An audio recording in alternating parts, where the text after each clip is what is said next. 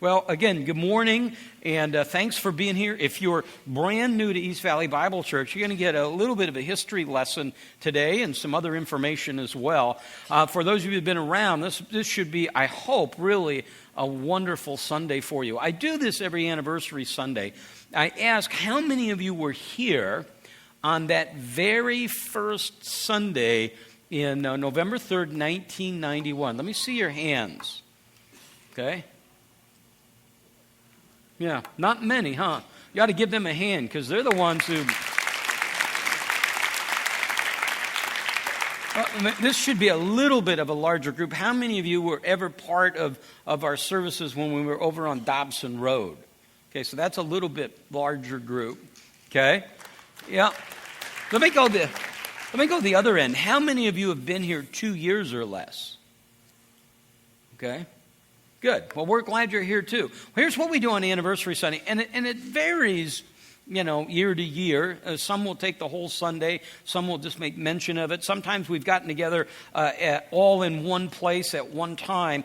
But today's kind of a special day, so we like to look back. I enjoy that. I remember those really early days where and I say this all the time, we did not know what we were doing. We didn't have anybody engaged at kind of a leadership level that had been part of leadership in other churches. So we were kind of figuring it out. We took the Bible and kind of figured out, okay, here are the things God says to do, and then there's some areas of preference, and so what do we want to do in those? And we just kind of set out on this journey. Kind of viability was the first concern, really. And then after a period of time, maybe 3 years, 4 years, it became pretty clear that God was not only blessing it, but that He had plans for it. And I remember doing an exit interview with somebody. They were leaving because the church had gotten too big.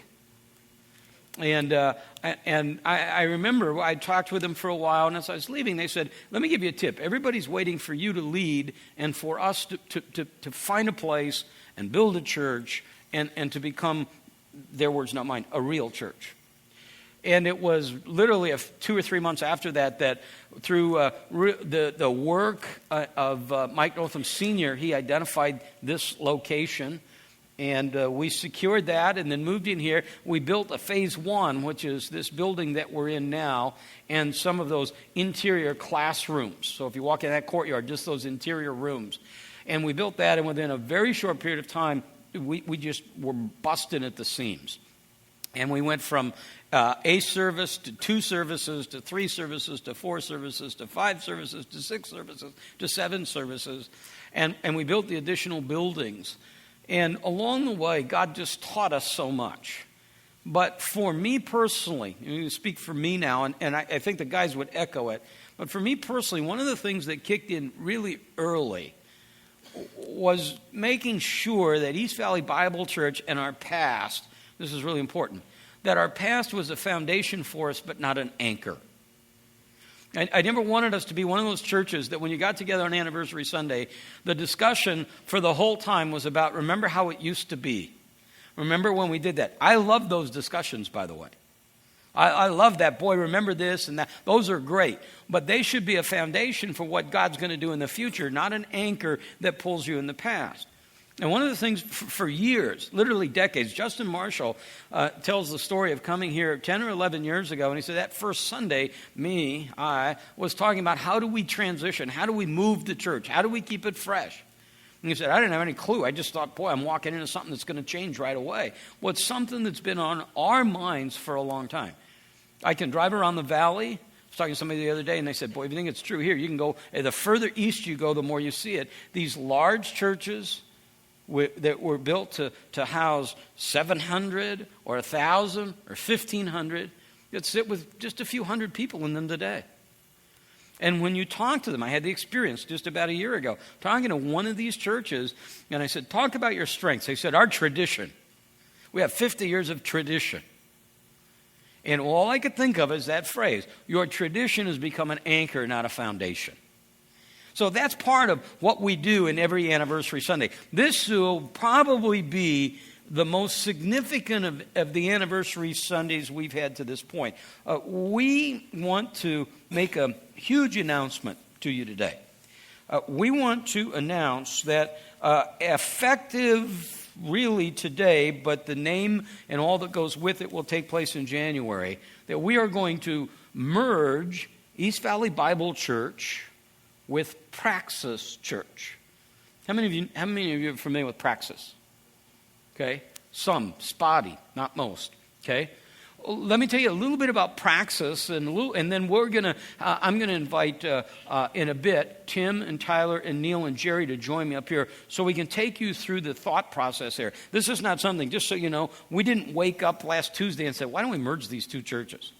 This is something that we've been talking about for a long time. Not even if that is the solution, just how do we move forward? How do we start our 20th year and make sure it's as fresh as that first year was?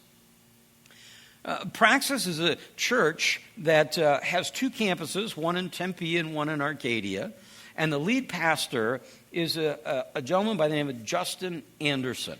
Now, here's what's happened. We've obviously had internal meetings, but we met with our area shepherds last Sunday, and Justin was here with us. And it really was helpful.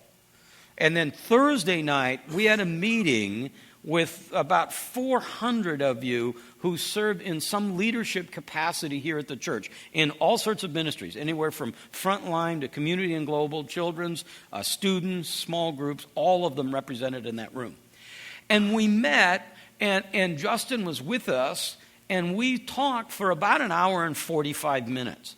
So the video of that is up and on the homepage. They tell them it's on the homepage right now. So when you leave, you're going to be able to look at that. And I just encourage you to hang through the whole thing. It was very, very good having Justin there. And honestly, an hour and 50 minutes allowed us to go more in depth. We want to give you a snapshot of that today. Now, obviously, Justin couldn't be here. Our guys didn't know. By the way, our tech guys did a great job. I gave them about a half a day's notice and said, when Justin's talking about Praxis, I'd like you to do the best you can to capture that so that we can show it on Sunday. So I want to show you a clip. It's 7 minutes and 42 seconds. It's Justin talking about Praxis. And so that'll fill in, because the vast majority of you said, I don't really know Praxis. So this will help with that, and then I'll bring the guys up and we'll just have a discussion about where we're headed. So take a look at this.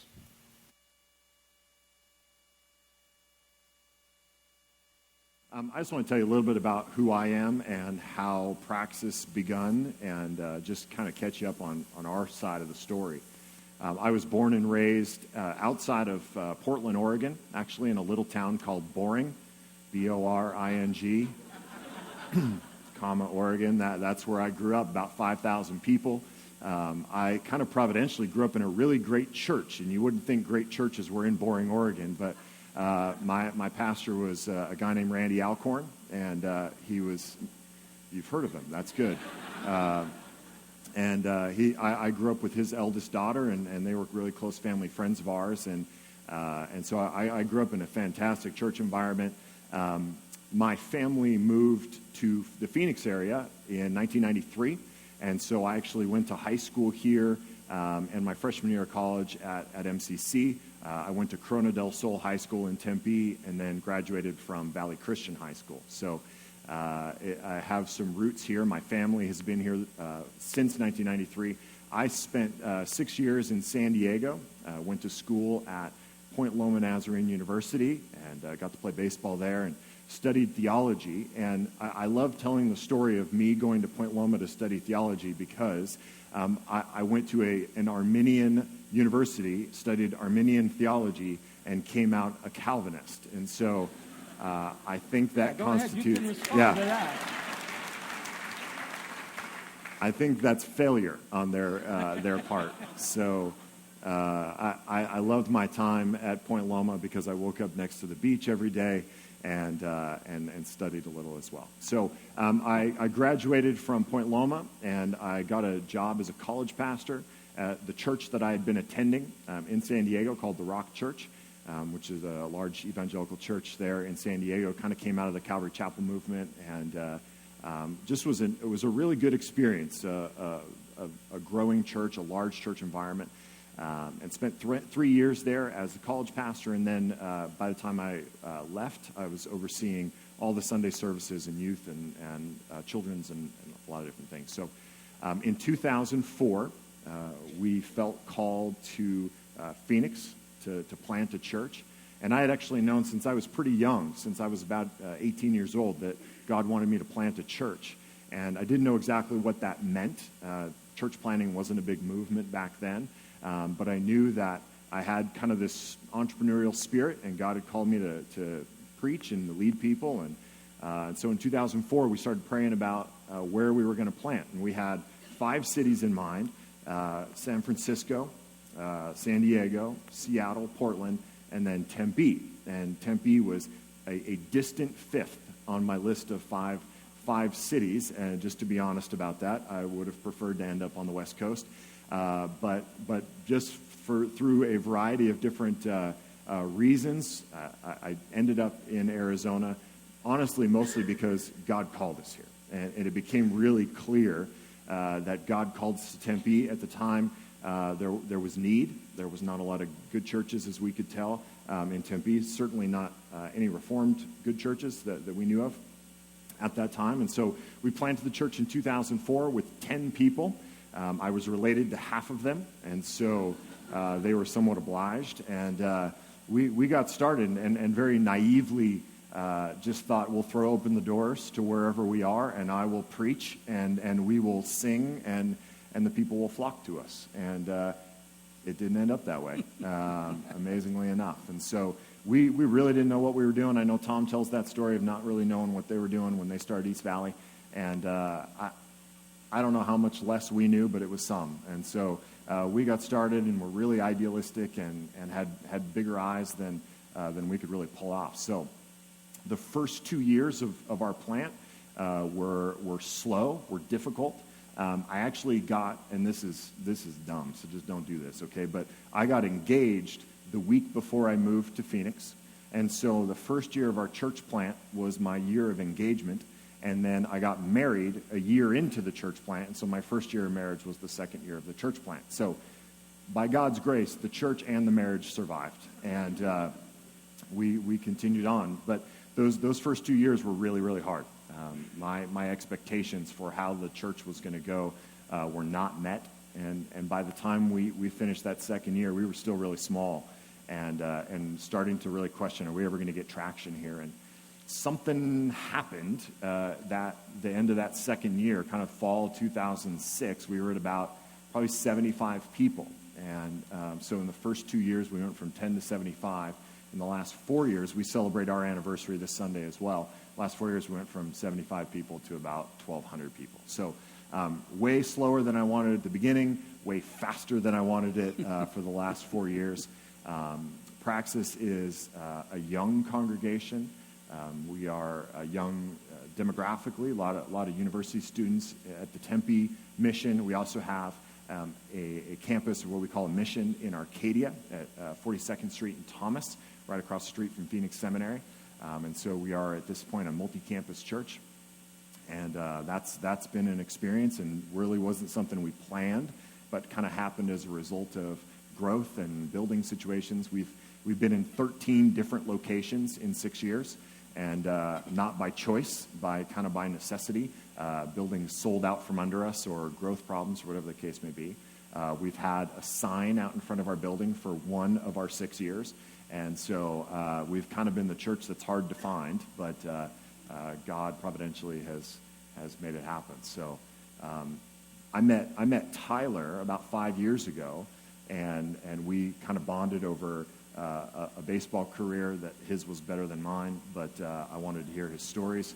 And he was doing stuff with ASU baseball, and just bonded over college ministry and all those things. And he introduced me to Tom maybe 6 months later. And really, Tom has played an instrumental role in my development. He's really probably the closest thing to a mentor that I've had over the last 5 years, and we've met regularly. And we are here today as a result of those 5 years of relationship, the generosity that East Valley has shown to Praxis in time and coaching and really facilitating other relationships has brought us to this point. And so in a way, this seems crazy And in a way, this seems totally normal and totally natural, just a product of 5 years of relationship and doing ministry together. So that's us. And again, it's good to be here with you. Yeah, that's a great story. Yeah, good. I really do wish we could have Justin here today. Obviously, that just can't happen. He's with Praxis this morning and then tonight again, and he's sharing with them this same information.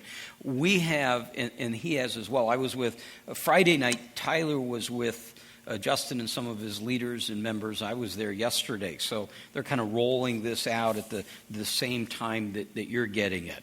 So for how many of you had no clue that this was happening? Okay, so that's a bunch of you. So let me tell you, when you hear something like this, that's a big thing. That kind of takes your breath away, and then you start to formulate a whole bunch of questions. And I think we can answer most of them. I say that because we've been in enough meetings, and they'll put my cell phone number up in a bit, and you can text questions, and I'll try to incorporate them into our discussion. But we've been through 2 or 3 or 4 meetings like that, literally with hundreds of people. So I think I can anticipate most of the questions. We're going to try to answer them for you this morning. I really, if you are really serious about kind of getting up to speed on all of this, it's going to be really important for you to go to the website. Because the hour and 45 or 50 minute expression, even if it's the same material with Justin in it, is much more in depth, much more thorough, and just there are 3 or 4 or 5 questions that we didn't get to in the first hour really that are important, but there's so many and you have to prioritize them. So just if you're really serious about this, you're going to need to go to the website. We're going to fill in some blanks for you in our discussion. Let me invite the guys to come up. And also, when you leave, we're going to give you a piece of material to take with you that's going to talk about our vision. It's going to talk about the values that we've developed. There's a little card that has frequently asked questions that we think we can anticipate some of them. But again, the resource we will have, this service will go on the website this week, and also the extended version of this, which is that third Thursday meeting. I am so nervous about this stool. I've fallen off stools like this, but I was in a condition where it never hurt. And this is alarming to me, so I'm not sure. I'll try. So let me see if I can guide us through this. The absolute first question I get, everybody that I've talked to asks exactly this question, and that is why. So Tim, kind of take us through the why of this. Yeah, we've talked about this so many times now. I think I got it down as a mantra. There are 3 things I want you to think of specifically when you think of the why. The first one, there's some pragmatics, and then I'm going to get to the kind of the biggest, strongest part of this. The pragmatical part of this whole deal is that we feel like there is strength and unity in our doctrine and our vision and our values. So if you were to actually spend time there looking at them, you would see they line up exactly. We couldn't be more alike in philosophical ways of dealing with ministry, the simple approach to ministry, the natural way, organic way that we do things. We fit in our vision and our doctrine, our values, and we'll talk more about some of those things later. The why reason is we really believe that coming together, the shared giftedness, the shared vision, that we can do a more efficient, a better job of reaching the city and the state for Christ. To go out and you've heard this phrase before, new pockets and new people, right? That the energy in a church, when it just kind of hovers around itself, just doesn't bless others. We really believe that God's called us to be a blessing of redemption to the world. And so we've decided, at least for now, the target's the state of Arizona. And we really believe that going to new places and seeing God do things is bringing us together to be a stronger representation of that, a stronger effort in that. So those would be the reasons why, pragmatically. But let me give you the other one, which is the part that we really believe in. You know, the scriptures say, the proverb writer says in chapter 16, man plans, but God directs his steps. You've seen that, right? And we believe in this case, as we've prayed, as we've talked about who we are as people. And one other thing is really interesting, the fit part. This is the part that nobody tells you about. It's not in books, really. It's not in the Bible. But the natural, relational part of this thing, as we've experienced that with the Praxis guys and Justin specifically, we really feel like God has called us to this, right? So we're making plans, but in our soul, the unction of the Spirit that God gives you, that you should move forward. You should do this. There's something more that I have to do. When it's all said and done, we do believe that we have similar doctrine. We have similar vision, value, philosophy. We feel like those are all true. We feel like we fit relationally, all of that. We feel like we can actually go and now be a tool that God can use to reach the city.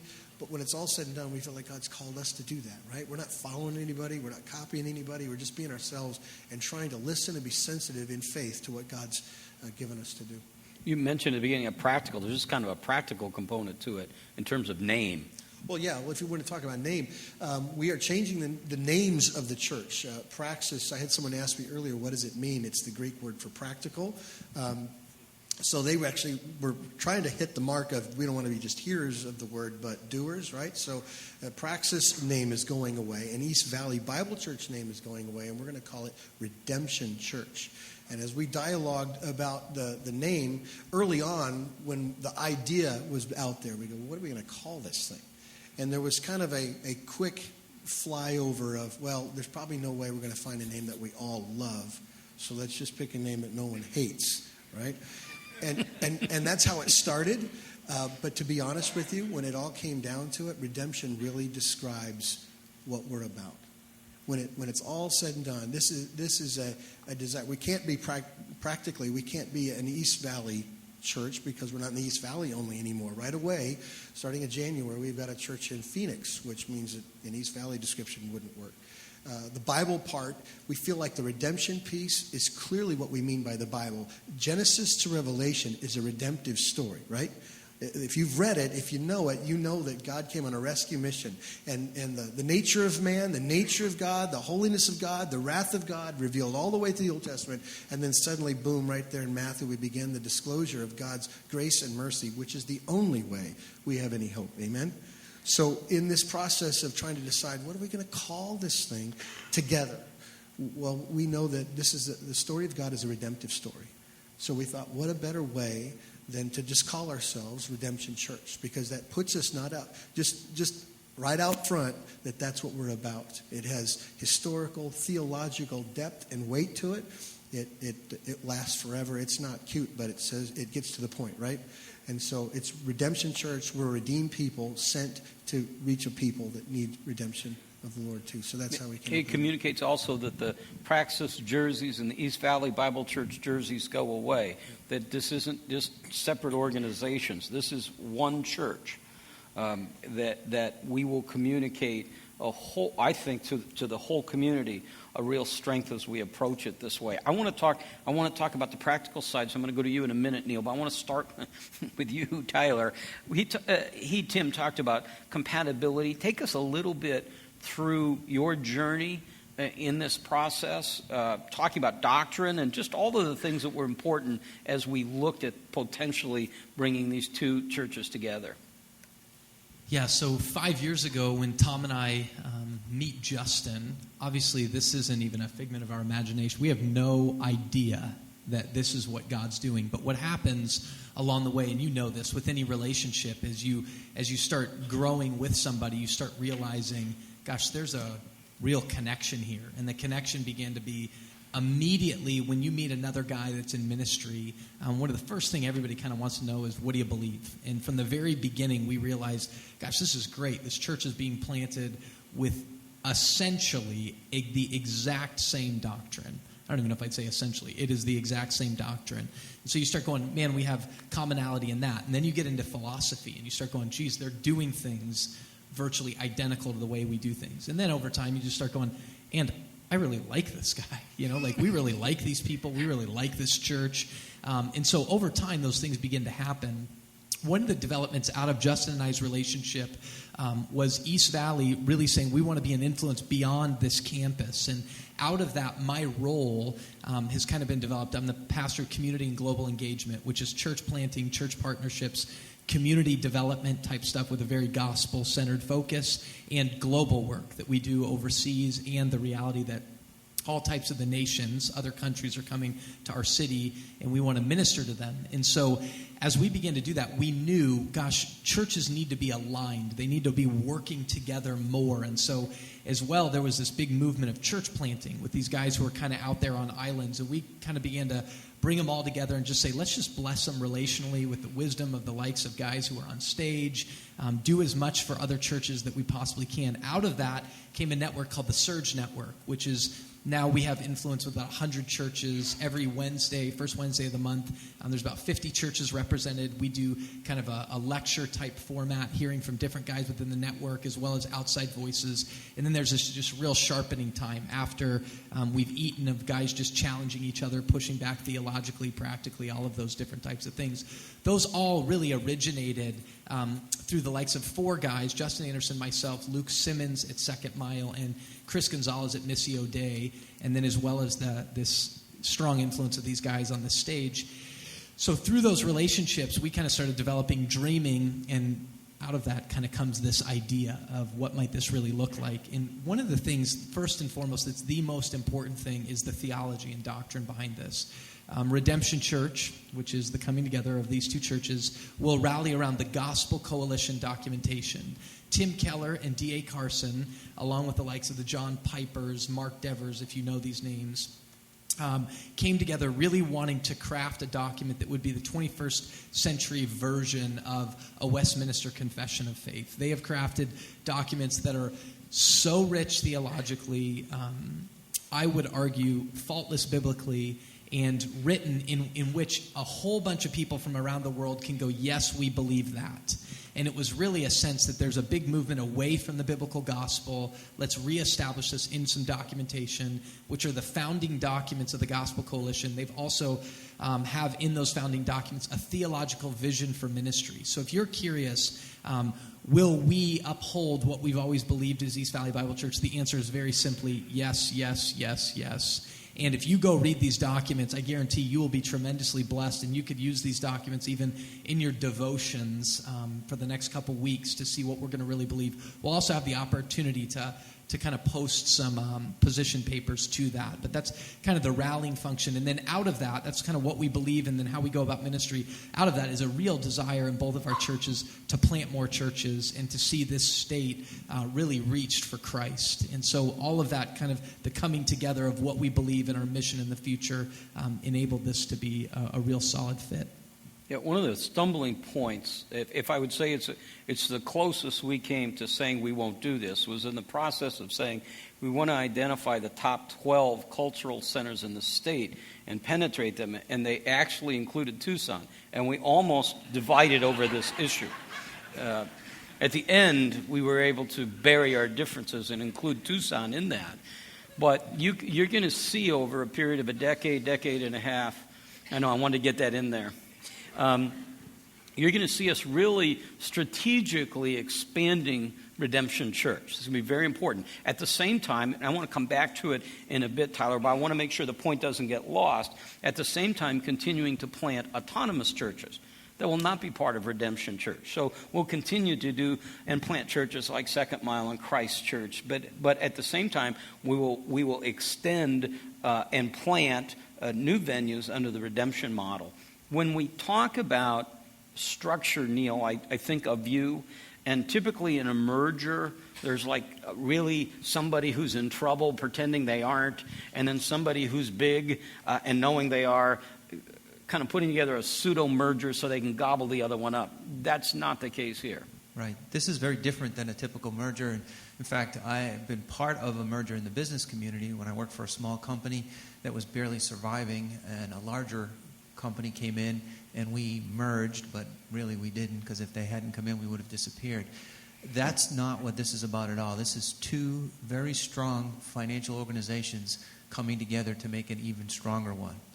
We did our due diligence, and so did they, actually, to make sure that both organizations were well managed, were well funded, and were able to contribute to the overall whole, so that both churches are in a position to continue on by themselves and be very successful, but coming together, we will be even stronger. We will be one corporation Praxis Corporation will be dissolved, and they will be merged into the East Valley Bible Church Corporation, and we'll do business as Redemption Church.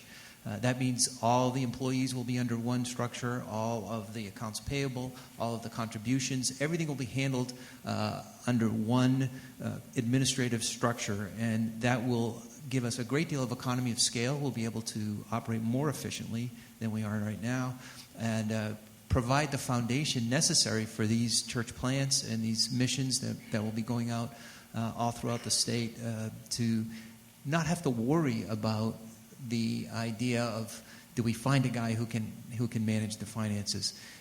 Is there a Jewish bookkeeper out there somewhere that we can use? They don't have to worry about that because they'll have one. That's good. That's good. Yeah, shared resources are important. There's kind of two, when we talk about fit, which I think is really encouraging too, is it's fit, but there are also two, Justin alluded to it, demographically different organizations and churches. So there's this blending, and this is how we kind of described it the other night. This is the way Justin described it, is they have that idealism and youth and vigor, and then there's like us. So we're like the old version of vigor. And we put these things together, and both organizations, I think at critical times, they move into that seventh year. How do we go forward? How do we really see their dream, their vision become a reality? And the same thing for us. We were in a meeting, listening to a guy speak last week, and he said when a church gets to be 20 years old, they become very inward focused. At 30, they get gray and kind of die and really don't care. And I think immediately this re-energizes us and provides them a base of kind of wisdom as well. Speaking of wisdom, when we said who was here that very first Sunday, that was you. You're one of the few ones in this room. Talk about your kind of view of this as you sit and watch it. I was in the conference center afterwards. We were up there looking for questions, and this gal went through the middle of everybody to get to me, and I thought, this will be good. And she said, when you have your anniversary Sunday next year, will it be in November or will it be in January? And I thought, wow, this is deep. We had a real impact on her, didn't we? When we started out 19 years ago, Tom talked about we were clueless. I mean, we did not have a clue. In fact, I would confess his sins, and he was probably more nervous about it failing than the rest of us did. We thought it would. We started out on Thursday nights over at the Hilton Hotel on 60 and packed them out. And it was, I mean, right from the beginning, the Lord blessed us, and we stumbled and did this and did that. But it just kind of went along, and then when we built this building, it really started to flourish. And along the way, you see some speed bumps come, and the church comes and the church goes, and it starts to get into its comfort zone, and different things happen. And I got to tell you, coming into this at 19 years, this is really, really exciting. It really secures our future for us. It brings in some fresh vision. It brings in some young leaders, and it gives us opportunities to go outward into the community. It gives us opportunities to go outward into the world. It gives us a chance to invest in young leaders who can go out and be faithful to the gospel of Jesus Christ. So this is truly a great moment in the history of East Valley Bible Church. And while the past was great, it's really the past. And this is where we're going. We're going forward. And if you've invested in this church and you've been around and you think this is a great church, you're going to want to see it go forward because that's where it needs to go. Yeah, that's really good, Jerry. Again, I'm not ignoring you nor checking on football scores. I could give you some if you want, but no, I'm not doing that. You're texting me questions, so I'm trying to get them in. So please don't think I'm distracted here. Talk about the process, kind of like from beginning. Justin alluded to a 5-year kind of relationship. Talk about that, how we started to really begin to consider merger, and then just some of the steps along the way, who was influencing us, and really just how we got from there to here. Why don't you kick it off, Tyler, and this, anybody who wants to chime in, just chime in. Yeah, so we kind of alluded to the very beginnings of it was kind of through relationship. And then inside East Valley, Tom spoke to this. Tom is always saying, how does the past become a foundation, not an anchor? And one of the things I've been convinced of as I've entered into kind of this leadership team is deeply believing that God was saying the best days of East Valley are not behind it, they're ahead of it. Now, I had no idea what that meant, but I knew that this church was being led by a group of men that had significant vision for the future. What we were trying to filter out is, what is that, God? What is it that you want us to do?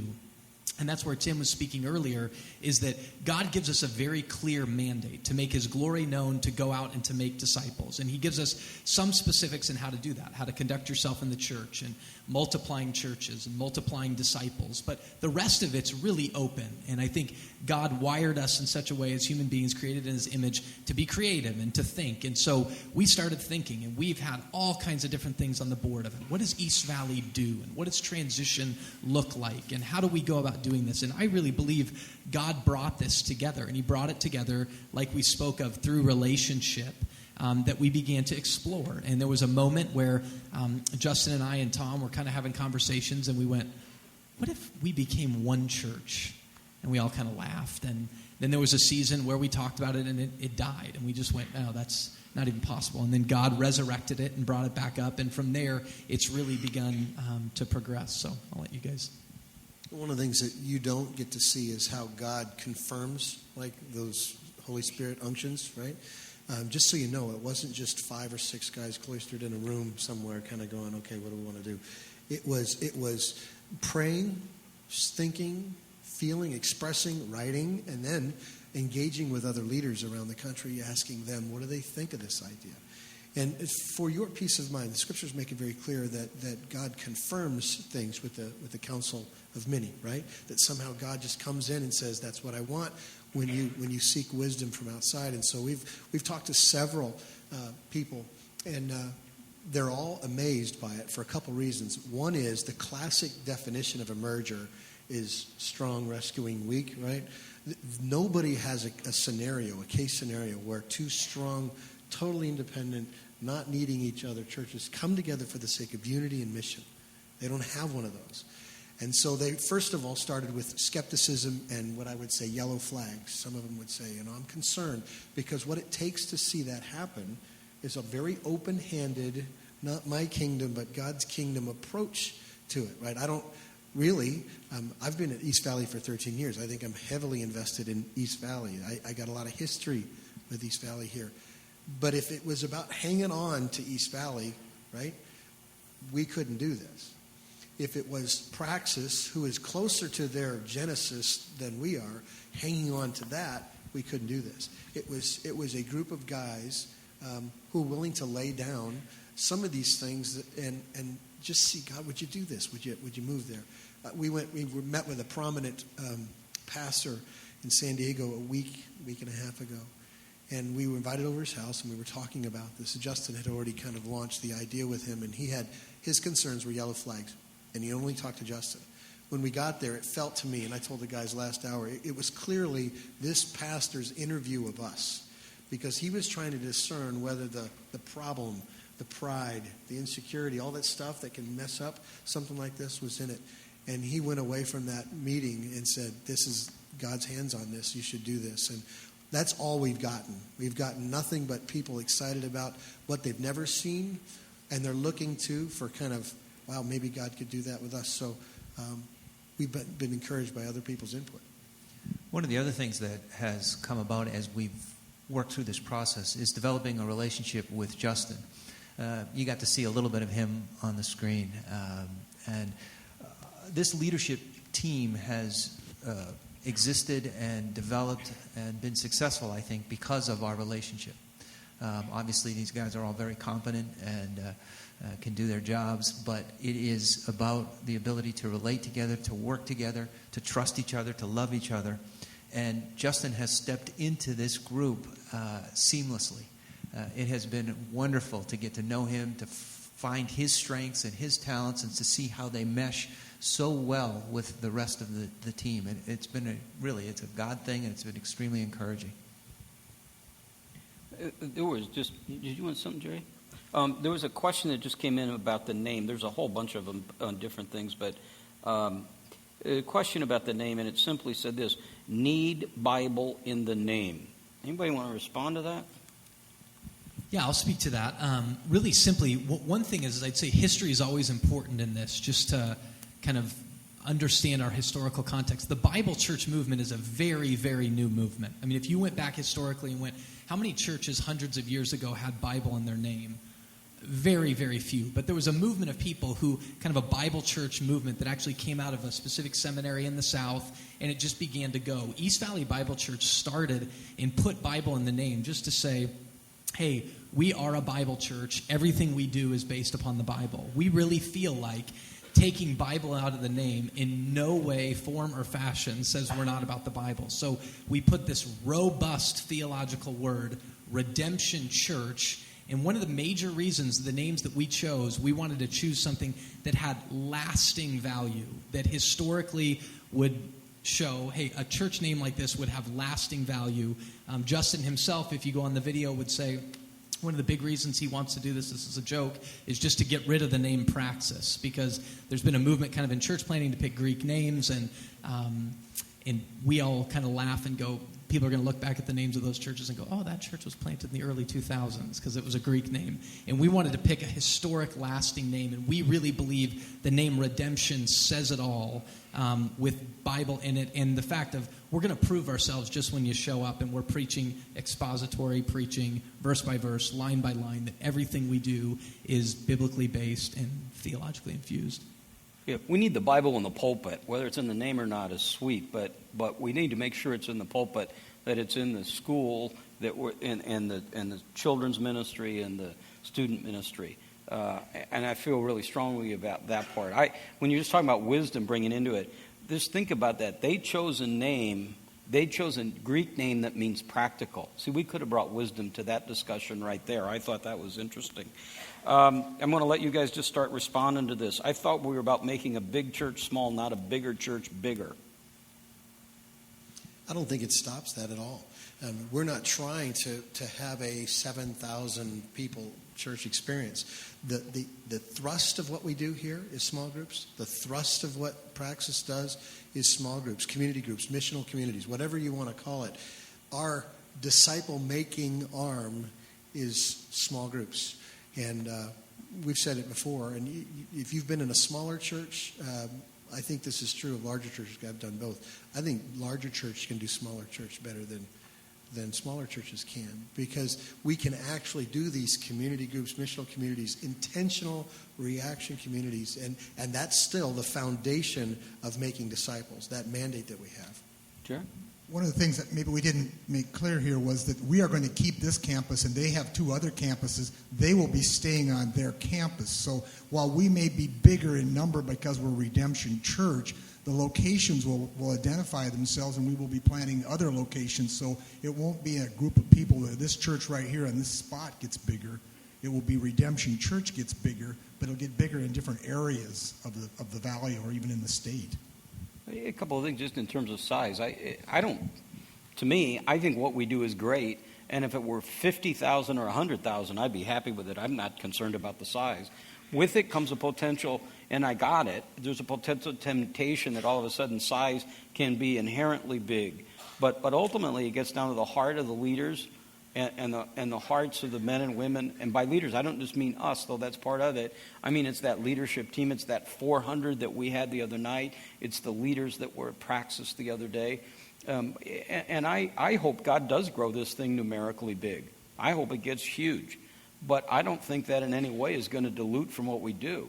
As I said, we can take that church as it gets bigger and bring all sorts of resources and gifts and talents, money, whatever the issues are, church plant. There are just endless opportunities and advantages that we think this will bring to us. Some that we have now, but even the ones we have now, they're just going to allow us to do them way better and present all sorts of opportunities for that. Talk about, Tyler, because we mentioned a couple of things, but in just coming together, there's some questions about, here's a question. Tim Keller's church model, Redeemer Church, is similar. Can you talk about that? So there's all sorts of questions about other models. Calvary Chapel, Tim Keller, Acts 29, some others. So just talk about it, would you? Yeah, I think anytime you're a Christian, humility is a significant attribute, being Christ-like. And so with humility comes teachability, and you want to learn from a lot of things that people are doing around the country. But it is really important for you to realize we are not trying to become anybody. We're not trying to become the Redeemer Church that's in New York City. We're the Redeemer in Phoenix. We're not trying to do that. We're not trying to become the next Calvary Chapel. We're not trying to do that. We are trying to follow the leading that God has given us, and we're trying to be Redemption Church that has this amazing foundation, this amazing history because of the coming together of these two churches for the purpose of what we believe God has called us to do, and that the way He's called Redemption Church to make disciples inside the church, and as we go out to make disciples and make His glory known. We think that this coming together will enable us to do that better together than apart. We really believe that for us. So we aren't trying to be anything. We're trying to follow what God has called us to do. In the process of that, we will be aligning ourselves with some networks that we've aligned relationally with a lot of people. One of those is the Acts 29 network. For those of you guys who don't know about it, Acts 29 is just a network of church planting churches. So this gets into the whole outward focus vision to be able to plant more churches. We will align ourselves with a bunch of churches around the country and around the world that are trying to do this. The distinctives of an Acts 29 network theologically are that it's reformed in its view of salvation, which we are, complementarian in its view of men and women's roles in the home and inside the church, that it's spirit-led, that we're listening to God through His Word, being directed by Him in prayer, and that it's missional, this focus, outward focus, to seek to make disciples of those who aren't already disciples of Christ. So, because time's going to get, we only have about 10 minutes left. I wanted to, when you leave today, you'll be receiving this, which I think will be helpful. But on the front, we've in the past talked about come, learn, and serve. On the front are two phrases: gospel-centered, outward-focused. So we're going to try to keep those in front of you, that we're gospel-centered, we're outward-focused. I want to let each of you just take a shot at that. Well, the gospel is more than just getting you from hell to heaven, right? The gospel is what frees you to live as Christ in a world, to give meaning to what you do, to give meaning to your family. It is what drives everything you do. It's not just this little appendage off to the side that deals with salvation. It's what makes purpose behind everything we do. In our messages, we talk about this all the time. Every text has a gospel so what and thrust. Otherwise, it has no power. The gospel is what frees people to obey. The gospel is what frees people to do and to trust. And so we believe that the gospel is central to what we communicate and therefore what we do. So when we make a call to a church to be at church, it isn't the classic 50-year-old, the way to get more godly is to get on the inside. It's to be Christ on the outside. And so this thrust of the gospel changing us means that we have this ability to then respond as agents of redemption in our world. So whether that's Intel or whether you're a plumber, whether you got your own company, whether you're a homemaker, whatever it is, you're now this agent of redemption in that world, taking the gospel out. It was never meant to just cloister up and stay at home. Yeah, and that outward focus is the story of the Bible. From Genesis to Revelation, God is on a mission. And He's on a mission to make Himself known. 38 times in the book of Ezekiel, God says, so they will know that I am God. That's our responsibility, to join Him in that mission and go out and be salt and light in a very dark, very thirsty world. And together, as Redemption Church, we believe we can follow that mission more effectively and more positively for the kingdom. Good. The Apostle Paul in Romans talks about how he says, I am not ashamed of the gospel, for the gospel is the power of God unto salvation. Right? And he says for the Jew first and then for the Greek. And so we know that the gospel is the very thing that's made us Christians. God saves sinners. We've talked about that historically all the time at East Valley Bible Church, that it's Him initiating this work, which is the good news of the gospel. That God sent His Son Jesus into the world, ultimately climaxing in this atonement, this work on the cross, where Jesus Christ takes our sin upon Himself and gives us His righteousness so that we stand before God the Father, clothed in the righteousness of Christ, just as Jesus was. And Jesus, at His core, following God, was outward focused. So that's why Love God with your heart, soul, mind, and strength. How do we do that? Through Jesus Christ. He changes our heart, takes out a heart of stone, puts in a heart of flesh. And then what is it? Love your neighbor as yourself. That's this outward focus. That's the continual spectrum of the Bible. Love God, love others. In the 19-year history of this church, we have had a lot of people, because of jobs and different things, just get up and move all over the country. And they write back. I could just tell you what they're going to write back. I found the perfect house. We found the great school. We can't find a church. We can't find a church. And not only can't they not find a church, they don't even know what they're looking for. They can't define what they're looking for. And when you talk about gospel-centered and outward focus, I mean, it doesn't get any clearer than that of what God expects from us in our life.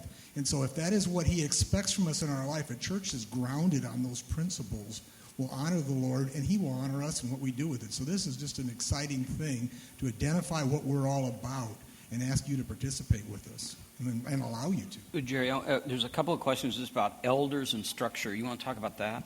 Yeah, there's going to be an executive leadership team, which will be these four guys minus me, and sitting in this chair will be Justin Anderson, that will oversee all of the redemption churches. And then each one of the individual churches out there will have their own elder board. So we'll continue with the elder board that we currently have in those, but there will be an overseeing board, and then there will be an elder board at each one of the churches that's responsible for what is going on in there to oversee that. I want to look at time, and I got a couple of things I want to say, but Tyler, there's questions about just in terms of redemption expansion and church planting, some questions about Second Mile and Christ Church. So you want to take about 2 minutes and talk about that?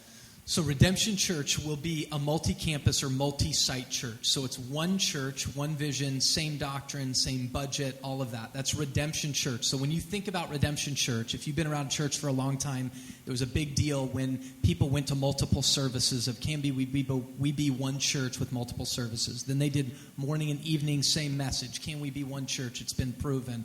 Well, now there's a movement of multi-site churches that are proving you can be one church in many locations. So when we talk about campuses or sites, we'll call them missions inside Redemption. We'll have many missions inside the Redemption umbrella.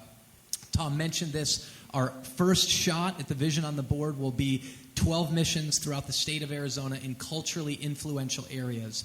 But our goal on top of that is to plant autonomously outside the Redemption umbrella at least one more autonomous church than we plant Redemption Mission, showing that we don't believe redemption's the end-all, be-all, that we want to see more churches, and we will support church planting of our own out of Redemption to plant new churches, and we'll support new church plants and partnering with other churches outside. So this whole movement of coming together to become one church is for the purpose that the gospel would be pushed out, and it will not be done through one church, even if we disperse ourselves across the state. It's going to be done with many different churches. And there's not a schedule, or there's not really a timing for the next for us in terms of redemption expansion. There's not one of those. We're not talking. And I'll just tell you, I think this is so unique that I don't know that there's another church in the valley really that outside of maybe some of the churches we know that we've planted, but even there it might be different. But there's not another church around that we would consider,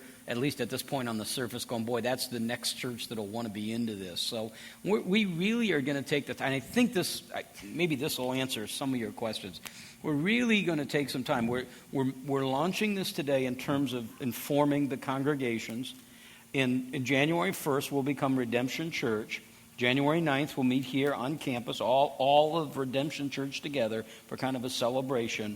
We'll actually begin next week covering the same material. So what Justin will be teaching in Tempe and in Arcadia will be what I'm teaching here. So we cover values, and then we launch the book of James at the first of the year. We want to see some changes that will be really driven off sermon-based ministry. So we will take small groups, and they will become sermon-based small groups. We'll take children's ministry, it'll become sermon-based children's ministry. So when you go and pick up your kids, you don't have to say, what did you learn today? You will know that they covered exactly the material you did. And part to me of the dream of this is it's not just on our campus, but on the mission here and in Tempe and Arcadia, all be hearing and covering the same material. the same passage of Scripture. So on Monday morning, you've got 5,000, 6,000, 7,000 people hitting the valley, hitting the schools, hitting the workplace, on message, on mission. I think that's really compelling. One of the things we know is that the staffs are doing really well with this. But now it's the congregation starting to get comfortable with it.